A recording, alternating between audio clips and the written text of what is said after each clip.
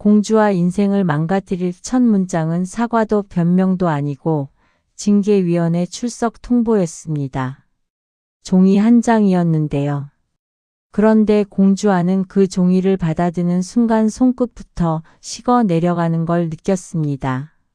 전날 행사장에서 차세리가 굴러떨어진 장면이 짧은 영상으로 퍼졌고 본사 인사팀은 사실관계 확인이 필요하다며 징계위원회 소집을 통보해 왔습니다. 공주와는 분명 차세리를 구하려고 손을 뻗은 거였는데 영상은 앞뒤가 싹 잘려 있었고 차세리가 공주와 손에 밀려 경사로 아래로 굴러떨어지는 장면만 남아 있었습니다. 사람들은 이유보다 장면을 먼저 믿었고 회사는 진심보다 책임 소재를 먼저 따지려 들었습니다. 공주와는 멍하니 종이만 내려다봤습니다. 억울하다고 말하고 싶었는데 억울함보다 더 먼저 올라오는 건 두려움이었습니다. 이 일이 단순히 회사 내 오해로 끝나지 않을 것 같았기 때문입니다. 양현빈은 그 소식을 남보다 늦게 들었는데도 표정이 가장 먼저 굳었습니다. 황보혜수가 조심스럽게 불러서 인사팀 움직임을 전했을 때 양현빈은 잠깐 아무 말도 하지 못했습니다. 황보혜수는 괜히 밝은 척을 했지만 목소리가 이미 흔들리고 있었습니다. 내가 일이 이렇게까지 커질 줄은 몰랐어. 미안해. 양현빈은 낮게 물었습니다. 영상 누가 올렸는지 확인됐어. 아직이야. 근데 조회수가 너무 빨리 붙었어. 단순한 직원들 단톡방 수준이 아니야. 그 말에 양현빈 눈빛이 차갑게 가라앉았습니다. 누군가 의도적으로 키운 냄새가 났거든요. 단순히 행사장에서 누가 찍고 떠든 정도가 아니었습니다. 그 짧은 영상은 너무 절묘하게 편집돼 있었고 하필 차세리가 당하는 장면만 부각돼 있었습니다. 양현빈은 머릿속으로 가능한 얼굴들을 풀었습니다. 회사 안에 누군가일 수도 있고 양동익 쪽에 줄을 대는 사람일 수도 있고 혹은 그냥 자극적인 영상을 노리는 사람일 수도 있었습니다. 하지만 누구든 상관없었습니다. 지금 제일 중요한 건 공주아였습니다. 그 시각 공주아는 자리에 앉아 있으면서도 아무것도 손에 잡히지 않았습니다. 박준혁이 조용히 따뜻한 커피를 내려놓으며 말했습니다. 주아씨, 지금은 혼자 버티지 마요. 공주아는 겨우 웃어 보이려 했지만 웃음이 나오지 않았습니다. 괜찮아요. 사실 확인만 되면 끝날 일인데 뭐. 박준혁은 그 말을 곧이곧대로 믿지 않았습니다. 이런 상황에서 가장 먼저 망가지는 사람은 늘 억울한 쪽이라는 걸 너무 잘 알았거든요. 영상만 보면 다르게 보일 수 있어요. 그래도 주아 씨가 그런 사람 아닌 건 아는 사람은 알아요. 그 위로가 고마웠지만 공주아는 더 괴로웠습니다. 아는 사람은 안다. 그 말은 모르는 사람은 쉽게 몰아갈 수 있다는 뜻이기도 했으니까요. 더구나 이번 일은 차세리가 상대였습니다. 양동익과 차세리, 태안그룹 부부 동반 행사, 퍼져나간 영상. 너무 많은 이해관계가 엮여 있었습니다. 공주아는 본능적으로 느꼈습니다. 이번 일은 사과 한마디로 정리되지 않을 거라고요. 돌아온 공주아는 종이를 가방에 넣은 채 아무 말도 하지 않으려 했습니다. 그런데 공정아는 딸 얼굴만 보고도 이상한 걸 눈치챘습니다. 병원에서 늘 환자 표정을 읽던 사람이라 그랬는지 공정아는 공주아가 아무 말 없이 주방 쪽으로 걸어가는 뒷모습만 보고도 가슴이 철렁했습니다. 주아야, 무슨 일 있냐? 공주아는 처음에는 괜찮다고 버티려 했습니다. 그런데 공정아니 한 번 더 불렀습니다. 주아야. 그 한마디에 결국 눈가가 뜨거워졌습니다. 공주아는 가방에서 통보서를 꺼내 조용히 식탁 위에 올려놨습니다. 한성미가 먼저 읽다가 목소리가 높아졌습니다. 징계위원회. 이게 무슨 말이야? 애가 사람 구하려다 그런 건데 무슨 징계야. 공정하는 서류를 끝까지 읽은 뒤 한숨을 길게 내쉬었습니다.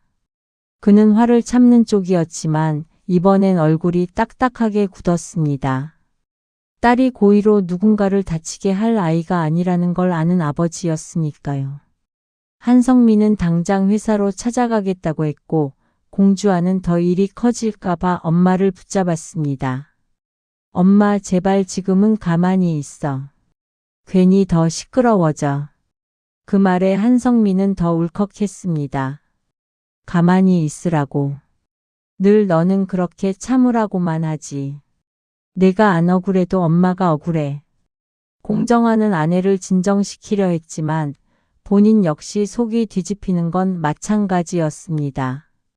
그런데 그때 공정한 머릿속을 스친 건 다른 감정이었습니다. 양현빈은 이걸 알고 있을까? 안다면 어떤 반응일까? 전날 행사장에서 공주와 손부터 살피던 양현빈 표정이 다시 떠올랐습니다. 그건 상사의 얼굴이 아니었습니다. 공정하는 그 사실이 반갑지도 싫지도 않은 아주 복잡한 마음이 되었습니다. 양현빈은 결국 저녁 늦게 공주와를 찾아왔습니다. 공주와는 처음엔 만나지 않으려 했지만 문 앞에 서 있는 양현빈 목소리를 듣는 순간 더 외면할 수가 없었습니다. 현관 앞에서 마주 선 두 사람은 한참 동안 아무 말이 없었습니다. 먼저 입을 연 건 양현빈이었습니다. 왜 나한테 바로 말 안 했어? 공주와는 애써 태연하게 대답했습니다. 내가 끼면 더 커질 것 같아서. 양현빈은 그 대답이 너무 아팠습니다. 자기를 지키려는 말이 아니라 자기를 멀리 두려는 말처럼 들렸거든요. 나한테는 내일이 제일 커. 그 한마디에 공주아가 잠깐 흔들렸습니다. 그런데 지금은 기대면 안 된다는 생각이 더 강했습니다. 공주아는 낮게 말했습니다. 그래서 더 안 돼. 지금 네가 나서면 다들 더 확신할 거야.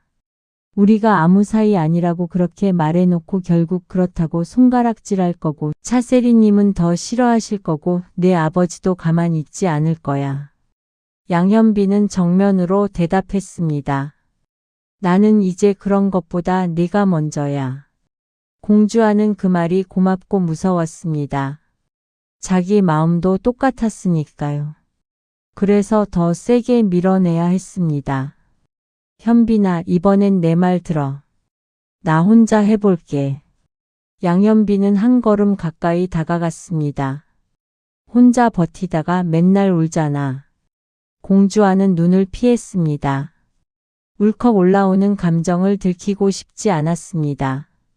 그런데 양현빈이 더 낮은 목소리로 말했습니다. 어제 너한테 그런 말 다시는 하지 말자고 했잖아. 1년만 사귀자 그런 거. 힘들다고 해서 자꾸 끝을 먼저 말하지는 말자고. 공주아는 그 말을 듣고 결국 눈물을 참지 못했습니다. 헤어질 자신이 없어서 그런 말도 하지 않기로 했던 바로 어제였는데 오늘은 또 다른 이유로 무너지고 있었으니까요. 양현빈은 울고 있는 공주아를 보면서도 손을 쉽게 뻗지 못했습니다. 만지면 안 될 것 같아서요.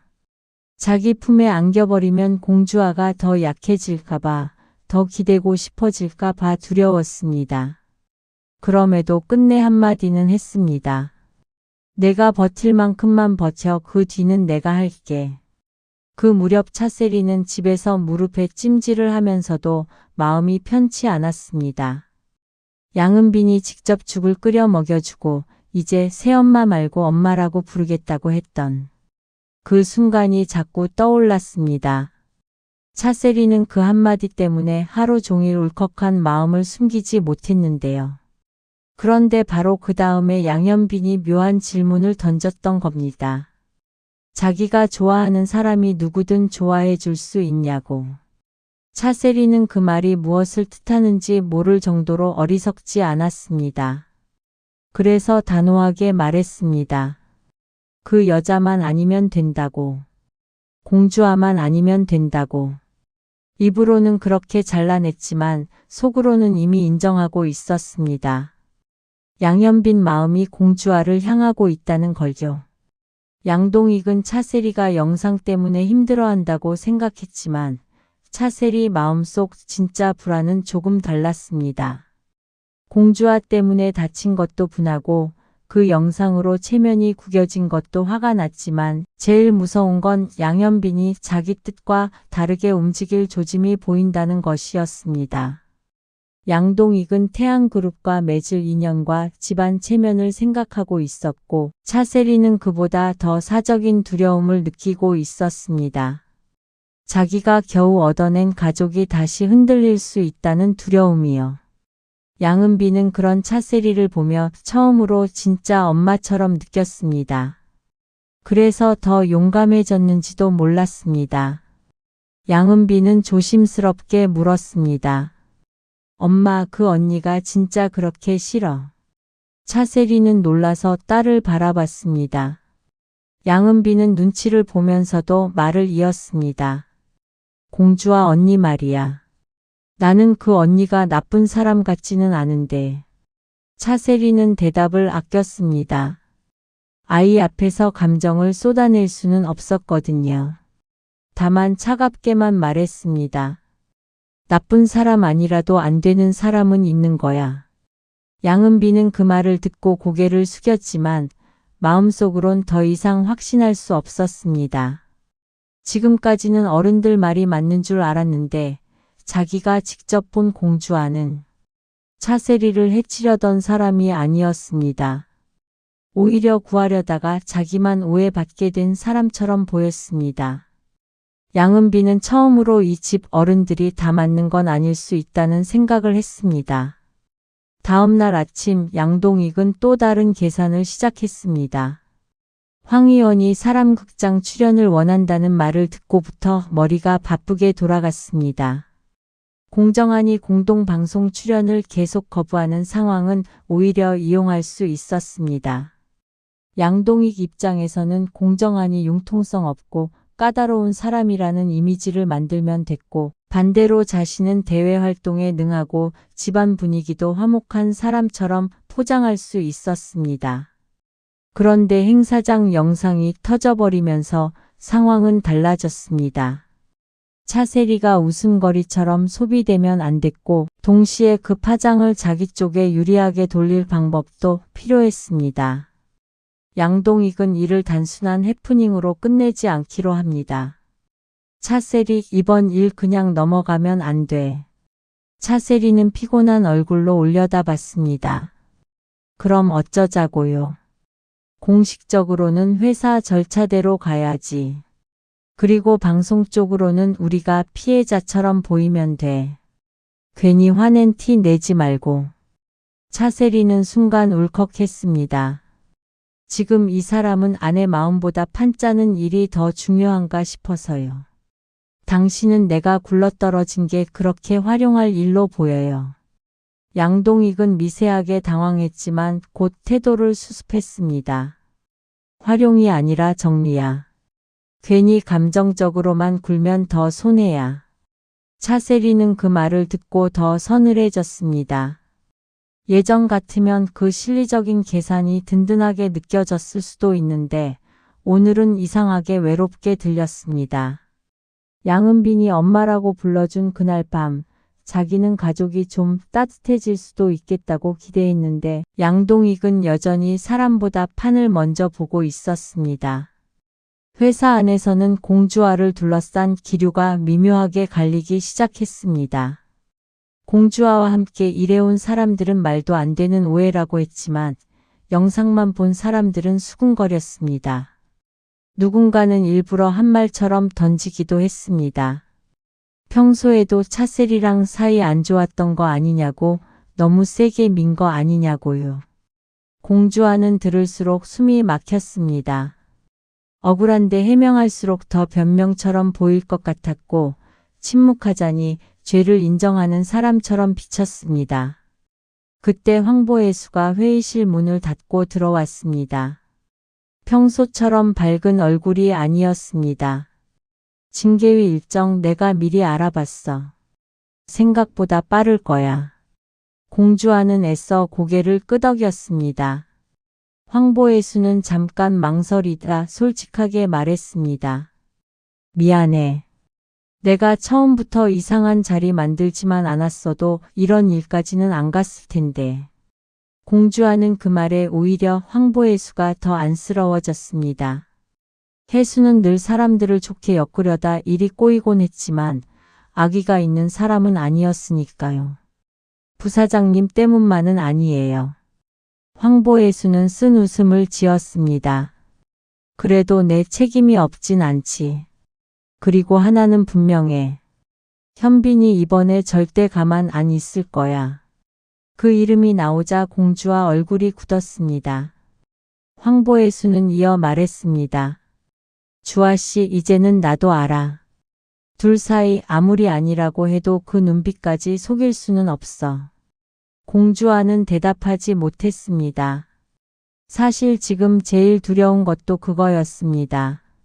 징계위보다, 회사 소문보다 양현빈이 자기 편에 서는 순간 벌어질 파장이 더 무서웠습니다. 그런데도 속 어딘가에서는 그가 와주길 바라는 마음이 있었습니다. 사람 마음이 원래 그렇더라고요. 오면 안 되는데 오길 바라고 기대하면 안 되는데 제일 먼저 떠오르는 이름이 있는 법이니까요. 양현빈은 결국 가만히 있지 않았습니다. 그는 인사팀에 정식으로 사실 확인 요청을 넣고 행사 당시 현장에 있던 직원들의 진술을 하나씩 확인하기 시작했습니다. 황보혜수는 놀랐고 박준혁은 복잡한 표정을 지었습니다. 박준혁은 양현빈이 왜 이러는지 누구보다 잘 알았습니다. 다만 그 진심이 너무 노골적이어서 오히려 더 위험해 보였습니다. 박준혁이 일부러 말을 걸었습니다. 이사님, 이 정도로 나서시면 오해만 더 커질 수도 있습니다. 양현빈은 박준혁을 똑바로 보며 대답했습니다. 오해를 막으려고 가만히 있었다가 더 크게 다친 사람이 있어요. 이번엔 그렇게 안 할 겁니다. 박준혁은 그 말을 듣고 씁쓸하게 웃었습니다. 알겠습니다. 그럼 저도 제가 본 건 그대로 말하겠습니다. 공주아 씨가 일부러 그런 게 아니었다는 것도요. 두 남자는 공주아를 사이에 두고 이상한 공조를 하게 됐습니다. 감정의 방향은 다르지만 적어도 이번 일만큼은 공주아가 억울하게 당하면 안 된다는 데는 뜻이 같았습니다. 법원에서 이혜경과 민용기를 마주했을 때만 해도 양동숙은 속이 뒤집히는 줄 알았는데요. 그런데 이상하게도 그날은 거기서 끝나지 않았습니다. 공대한이 아무렇지 않은 얼굴로 오락실 쪽으로 발길을 돌렸고 양동숙은 어이없다는 듯 따라가면서도 자꾸 웃음이 났습니다. 아까까지만 해도 이혼 접수하러 온 사람이 맞나 싶을 정도로 둘은 인형 뽑기 앞에서 괜히 승부욕을 부렸고 밥을 먹으면서도 민용길과 이희경 욕만 늘어놓기보다는 자꾸 다른 얘기를 하게 됐습니다. 슬픈 날이 될 줄 알았는데 이상하게 덜 슬펐던 겁니다. 아니, 어쩌면 오랜만에 조금 즐거웠던 날에 가까웠는지도 몰랐습니다. 양동숙은 집에 돌아온 뒤에도 그 시간이 자꾸 떠올랐습니다. 법원 앞에서 자기야 하며 공대한 팔짱을 낀 건 홧김 반, 복수심 반이었는데요. 막상 그 뒤에 나란히 걷고 인형 하나 뽑겠다고 괜히 실랑이하고 밥 먹으면서 피식피식 웃다 보니 어느 순간부터는 그 시간이 연기처럼 느껴지지 않았습니다. 누군가와 함께 있어서 오늘 하루를 버틴 게 아니라 그 사람 덕분에 오늘 하루가 생각보다 나쁘지 않았다고 느껴진 거죠. 그런데 사람 마음이 참 묘해서요. 즐거웠던 시간이 길수록 혼자 남았을 때 더 솔직해지기도 합니다. 양동숙은 잠들기 전 지우 생각을 하다가 문득 한숨을 삼켰습니다. 민용길이 법원 앞에서 내뱉은 양육권 이야기가 완전히 사라진 건 아니었습니다.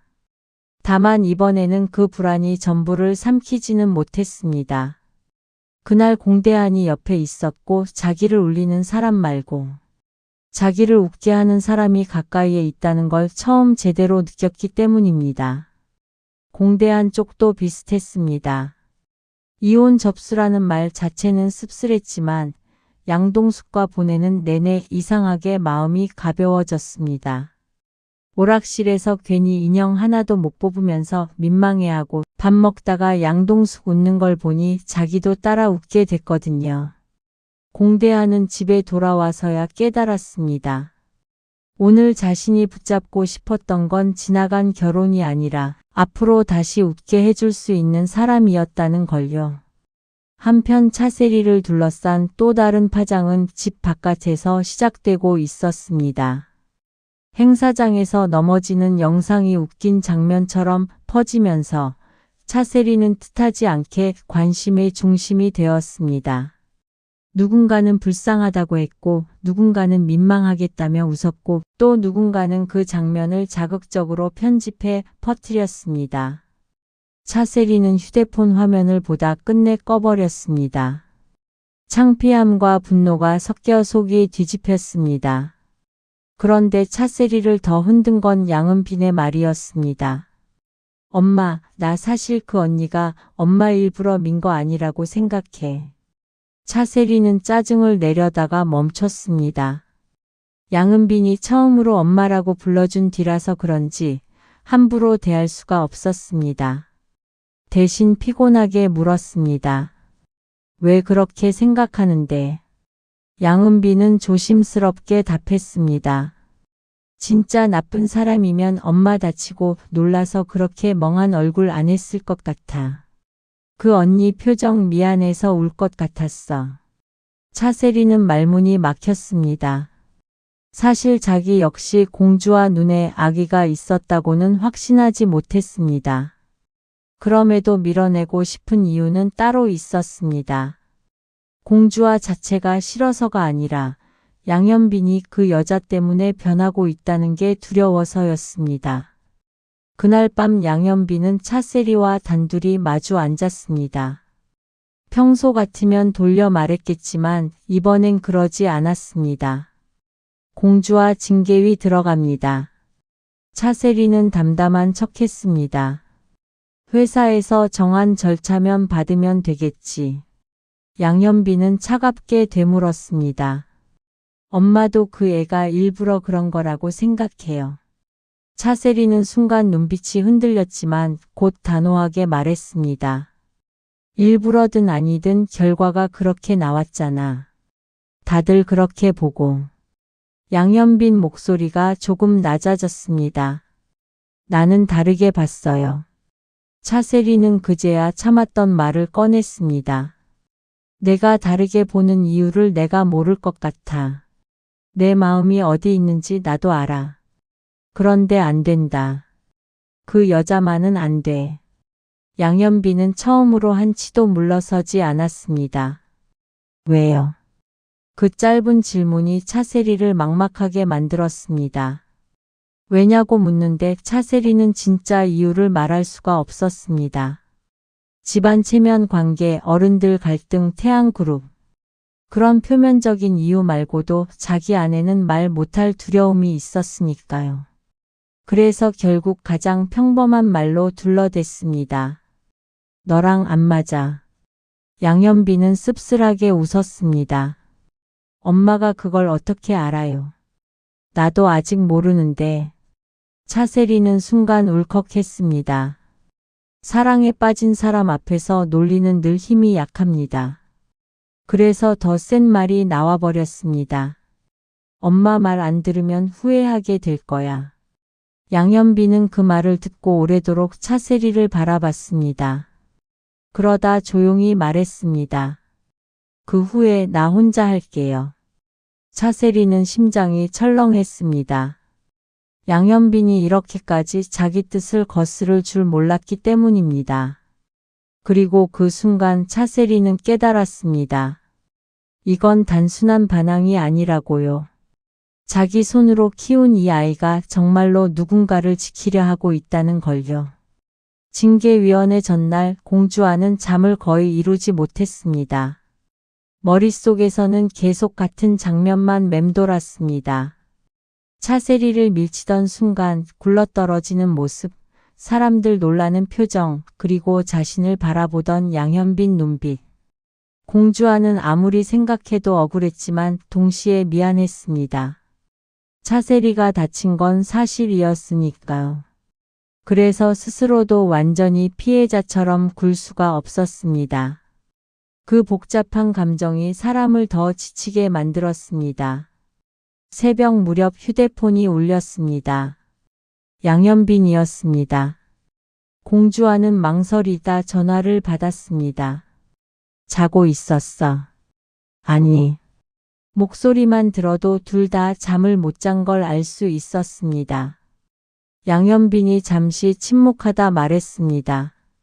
내일 끝나고 나 바로 갈게. 오지 마. 갈 거야. 오지 말라니까. 그래도 갈 거야. 공주와는 그 단단한 목소리에 더 이상 말이 막혔습니다. 양현빈은 부드럽게 덧붙였습니다. 이번엔 내가 뭐라 해도 안 들어. 공주와는 괜히 피식 웃다가 금방 울컥했습니다. 웃기지도 않은데 웃음이 나는 건 그 말이 너무 양현빈답고 너무 고마웠기 때문입니다. 징계위원회 당일 회사 안 공기는 무겁게 가라앉았습니다. 공주와는 정장을 단정히 입고 들어갔지만 손끝은 차가웠습니다. 황보혜수는 멀리서도 긴장한 얼굴이었고 박준혁은 입술을 굳게 다문 채 대기하고 있었습니다. 인사팀은 절차대로 말했고 문제의 영상을 다시 틀었습니다. 그 짧은 장면이 화면에 재생되는 동안 공주와는 숨이 막혔습니다. 진실이 아니라 장면이 사람을 심판하는 것 같은 기분이었으니까요. 하지만 이번엔 혼자가 아니었습니다. 현장 진술이 이어졌고 먼저 박준혁이 나섰습니다. 그는 분명하게 말했습니다. 공주와는 차세리를 구하려 했고 고의성은 전혀 없었다고요. 황보혜수도 책임을 일부 인정하며 행사 전체 분위기와 오해가 꼬였던 맥락을 설명했습니다. 그리고 마지막으로 예상보다 일찍 회의실 문이 열리며 양현빈이 들어왔습니다. 공주와는 그를 보는 순간 심장이 떨어지는 줄 알았습니다. 오지 말라 했는데 결국 왔다는 사실이 원망스럽고 고마웠습니다. 양현빈은 누구보다 침착한 얼굴로 자리에 앉아 말했습니다. 문제 장면 전후의 상황까지 전부 확인해야 합니다. 편집된 영상 하나로 직원의 의도를 판단하는 건 공정하지 않습니다. 당시 공주아 씨는 차세리 씨를 보호하려고 반응한 것이 맞습니다. 인사팀이 형식적인 질문을 던졌습니다. 이해관계가 있는 진술 아닙니까? 그 말이 회의실 공기를 얼어붙게 만들었습니다. 양현빈은 한치 망설임도 없이 대답했습니다. 이해관계보다 사실관계가 먼저입니다.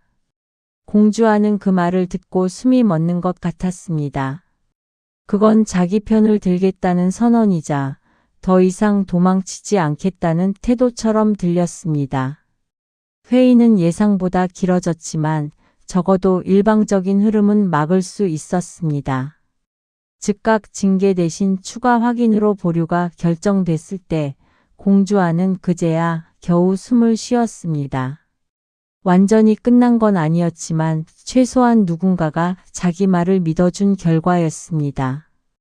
회의실 밖으로 나오자마자 공주와는 양현빈에게 달려가고 싶었습니다. 하지만 사람들이 너무 많았습니다. 그래서 그저 눈으로만 봤습니다. 양현빈 역시 멀리서 공주아를 봤고 둘 사이에는 말보다 더 선명한 감정이 흘렀습니다. 황보혜수는 그걸 보고 작게 한숨을 쉬었습니다. 이제는 정말 누구도 모른 척할 수 없는 단계까지 왔다는 걸 느꼈거든요. 그날 저녁 이 소식은 양동익 귀에도 들어갔습니다. 양동익은 인사팀에서 즉시 징계가 내려지지 않았다는 사실보다 양현빈이 직접 나섰다는 사실에 더 불쾌해했습니다. 현빈이가 왜 거기까지 나서 차세리는 대답을 피했습니다. 하지만 양동익은 이미 감을 잡았습니다. 그리고 그 감이 확신이 되자 얼굴이 차갑게 굳었습니다. 설마 진짜 그 애 때문에 이러는 건 아니지. 차세리는 조용히 말했습니다. 당신도 알고 있었잖아요. 모른 척한 거지. 양동익은 잔뜩 날이 선 목소리로 말했습니다. 그럼 이제부터라도 바로잡아야지. 더 깊어지기 전에 끊어야 해. 차세리는 문득 양동익을 빤히 바라봤습니다. 이 사람은 늘 끊어야 한다, 정리해야 한다, 막아야 한다고 쉽게 말했습니다. 그런데 사랑이라는 게 그렇게 깔끔하게 정리될 일이 아니란 걸 자기는 너무 늦게 알았습니다. 한편 공대안과 양동숙 쪽도 조용할 틈이 없었습니다. 민용길이 정말로 양육권 문제를 본격적으로 들고 나온 겁니다. 이희경도 옆에서 부추기며 둘 사이를 더 불편하게 만들었습니다. 하지만 이번엔 공대안이 먼저 움직였습니다. 그는 민용길이 과거의 돈 문제로 약속을 어긴 자료와 양동숙이 감당해온 육아 현실을 정리하기 시작했습니다. 공대안은 단순히 분노로 맞서지 않았습니다. 의료인으로서 차분하고 아버지로서 단단하게 준비했습니다. 양동숙은 그런 공대안을 보며 이상한 안도감을 느꼈습니다. 자기 싸움을 누가 대신해 준다는 감각이 아니라 이번엔 혼자가 아니라는 확신이 들었기 때문입니다. 양동숙이 조심스럽게 물었습니다. 오빠 왜 이렇게까지 해줘요? 공대안은 서류에서 눈을 떼지 않은 채 대답했습니다. 같이 화내주는 사람 하나쯤은 있어야지. 안 그러면 사람 진짜 미쳐. 양동숙은 그 말에 웃다가도 눈물이 날 뻔했습니다.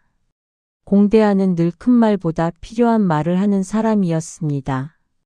그래서 더 오래 마음에 남았습니다. 그날 밤 공정아는 혼자 병원 옥상에 올라서 있었습니다. 징계위가 보류됐다는 소식을 들었지만 마음은 가볍지 않았습니다. 그리고 잠시 뒤 양현빈이 그 옥상으로 올라왔습니다. 두 사람은 마주 서서 한동안 말이 없었습니다. 먼저 입을 연 건 공정한이었습니다. 오늘 내가 한 건 고맙다. 양현빈은 짧게 고개를 숙였습니다. 해야 할 일 했습니다. 공정한은 천천히 말을 이었습니다. 근데 그렇게까지 나서면 이제 돌이키기 어려워진다. 양현빈은 담담하게 받아쳤습니다. 원래부터 돌이킬 생각 없었습니다. 그 말에 공정한 가슴이 묘하게 먹먹해졌습니다. 아직 허락한 것도 아닌데 이상하게 이 청년의 진심만큼은 부정할 수 없었습니다. 다만 진심이 있다고 다 되는 일이 아니라는 걸 아는 아버지이기도 했습니다. 내 집이 만만치 않을 거다. 압니다. 주아도 많이 다칠 거야. 알아요. 그런데도 갈 거냐? 양현빈은 망설이지 않았습니다. 네. 공정아는 오래도록 아무 말도 하지 않다가 낮게 웃었습니다. 무모해서 마음에 안 들고 그래서 더 진심 같아서 또 마음에 걸린다. 그 말은 끝내 입 밖으로 나오지 않았지만 표정에는 조금 스쳤습니다. 양현빈은 그 작은 변화도 놓치지 않았습니다. 집으로 돌아가는 길 공정아는 처음으로 생각했습니다. 막을 것인가 지켜볼 것인가. 아버지라는 자리는 늘 답보다 고민이 먼저 오는 자리였습니다. 그 시각 차세리는 혼자 거실에 앉아 있었고 양은비는 그런 차세리 곁에 조용히 다가와 앉았습니다. 양은비는 잠시 망설이다 엄마 하고 다시 불렀습니다. 차세리는 그 호칭 하나에 또 마음이 약해졌습니다. 왜? 엄마는 오빠가 행복했으면 좋겠어. 아니면 엄마 뜻대로 했으면 좋겠어. 차세리는 그 질문 앞에서 말문이 막혔습니다. 아이가 던진 건 단순한 물음이 아니었습니다. 차세리가 지금까지 애써 외면해온 핵심을 너무 정확히 찌르고 있었으니까요. 양현빈이 행복했으면 좋겠냐, 아니면 내 손안에 있길 바라냐. 차세리는 쉽게 답을 못했습니다. 그 침묵 자체가 이미 대답인지도 몰랐습니다. 그리고 바로 그때 휴대폰이 울렸습니다. 낯선 번호였습니다. 차세리는 직감적으로 손끝이 차가워졌습니다. 망설이다 전화를 받자 익숙하지 않은 여성의 목소리가 들렸습니다. 미국 볼티모어에서 왔다는 그 젊은 여자였습니다. 할 말이 있어요. 더 늦기 전에 만나셔야 해요. 차세리는 숨을 삼켰습니다. 가족도 양현빈도 양동익도 아직 모르는 어떤 과거가 다시 문을 두드리고 있었습니다. 그리고 차세리는 알았습니다. 공주와 징계 문제도 양가 갈등도 민용길과 이희경의 뻔뻔함도 모두 큰 불길 앞에 전조일 수 있다는 걸요. 지금까지 지켜온 질서가 완전히 뒤집히는 순간이 정말로 올지도 모른다고요. 그날의 끝에서 누구도 편히 잠들지 못했습니다. 공주와는 징계가 끝난 게 아니라 잠시 멈춘 것뿐이라는 걸 알았고 양현빈은 이제 정말 숨을 곳이 없어진 사랑 앞에 서 있었습니다. 차세리는 엄마라고 불러준 온기와 절대 들켜선 안 될 과거 사이에서 흔들렸습니다. 양동익은 체면과 방송, 판과 계산을 다시 굴리기 시작했고 공대항과 양동숙은 서로의 상처를 붙잡은 채 다음 싸움을 준비했습니다. 그리고 민용길과 이희경은 끝까지 놓치지 않으려는 미련과 소유욕으로 더 독해질 준비를 하고 있었습니다. 그런데요. 가장 무서운 건 늘 아직 터지지 않은 비밀입니다. 눈앞의 오해는 풀 수도 있고 징계는 막을 수도 있고 분류는 결국 세상에 드러나기 마련이지만 누군가 오래 숨겨온 진실은 한번 입 밖으로 나오기 시작하면 관계를 통째로 갈아엎어버리거든요. 이제 사랑을 처방해 드립니다는 단순히 누가 누구를 좋아하느냐의 문제가 아니라 누가 누구를 끝까지 지킬 수 있느냐의 싸움으로 넘어가려 하고 있었습니다. 그리고 공주와는 아직 모르고 있었습니다. 자신을 향한 징계위원회보다 더 큰 파도가 곧 양현빈 쪽에서 밀려올 거라는 걸요. 차세리의 떨리는 손끝과 볼티모어에서 걸려온 그 전화 한 통이 두 사람이 겨우 붙잡은 마음을 다시 시험대에 올리게 될 거라는 걸요. 사랑이 깊어질수록 비밀도 깊어지고 비밀이 깊어질수록 사람은 더 잔인한 선택 앞에 서게 됩니다.